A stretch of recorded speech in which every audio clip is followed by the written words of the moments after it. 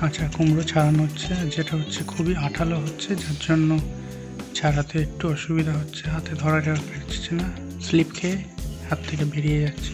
আমরা কুমড়োটা কেটে নেব, খুব একটা ছোট করব না, মিডিয়াম সাইজ রেখে ছোট ছোট করে কেটে নেব।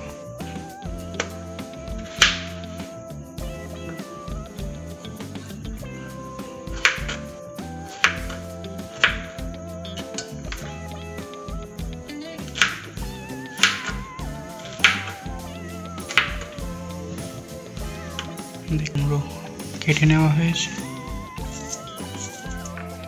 খুব একটা বড় কাটবো না, মিডিয়াম সাইজ। আর ভালো লাগলে অবশ্যই লাইক করো আর কমেন্ট করে জানাও তোমাদের কেমন লাগলো ভিডিওটা।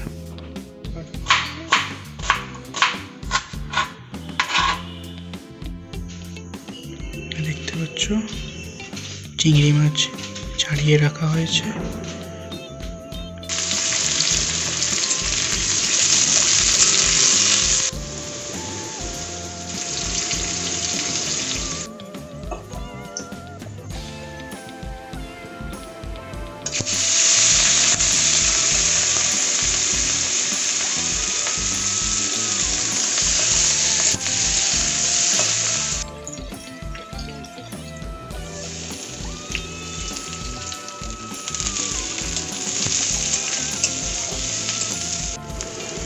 প্রথমে আদা রসুন বাটা দিয়ে দিলাম, হলুদ গুঁড়ো দিয়ে দেবো এক চামচ, আমরা ঝালের গুঁড়ো দিয়ে দেবো 1 চামচ, এরপর আমরা স্বাদ মতো নুন দিয়ে দেবো। মশলাটা বানিয়েছি, এটা এবার আস্তে আস্তে আমাদের নাড়তে হবে যাতে না বসে যায়, তার জন্য একদম আঁচটা খুব ধিমি গতিতে রেখে দিতে হবে, নাড়ে নিচে বসে যাবে। এতে এই পরিমাণে অল্প অল্প করে তোমরা জল দিও। এবার দেখতে পাচ্ছি, এবারে আমরা গ্যাসের আঁচটা একটু জোরে করে দিয়েছি, জল দেওয়া হয়েছে বলে। এবার এইভাবে তোমাদের আস্তে আস্তে মশলাটা পুরো ভালো করে কষতে হবে। ভিডিওটা যারা দেখছো ইউটিউব থেকে দেখলে চ্যানেলটা সাবস্ক্রাইব করে রাখো, আর ফেসবুক থেকে দেখলে অবশ্যই পেজটাকে ফলো করে রাখবে।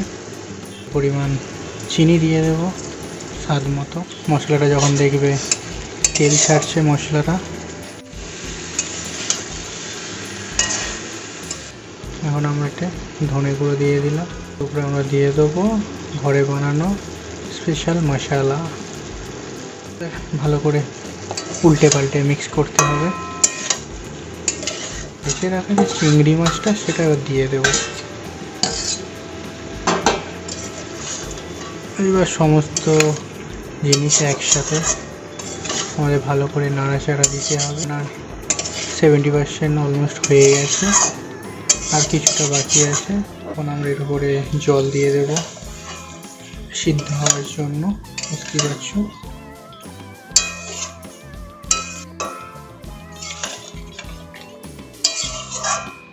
এটা বেশি ঝোল রাখবো না, যার জন্য অল্প পরিমাণ জলটা দিয়েছি, যাতে আলু আর কুমড়োটা সিদ্ধ হয়ে যাবে বলে। এবার এই অবস্থায় আমরা এর উপরে ঢেকে দেব, দিয়ে সিদ্ধ হতে দেব।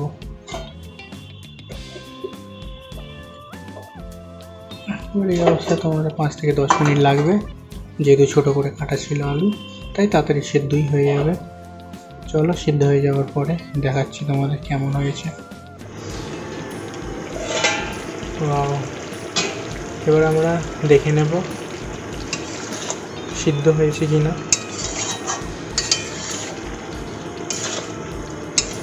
দেখে নাও সিদ্ধ হয়েছে কিনা। এবার কুমড়োটা মোটামুটি হয়ে গেছে, আলুটাও হয়ে এসেছে। জাস্ট 2-5 মিনিট ঢাকা দিয়ে রাখলে কমপ্লিট হয়ে যাবে।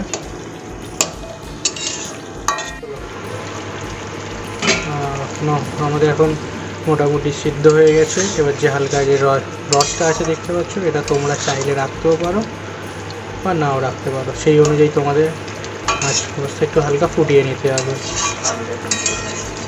তো আমাদের এখন রান্না কমপ্লিট হয়ে গেছে। আর এখন তোমরা দেখছো এটা হচ্ছে কাঁচা কুমড়ো দিয়ে চিংড়ি মাছের চচ্চড়ি।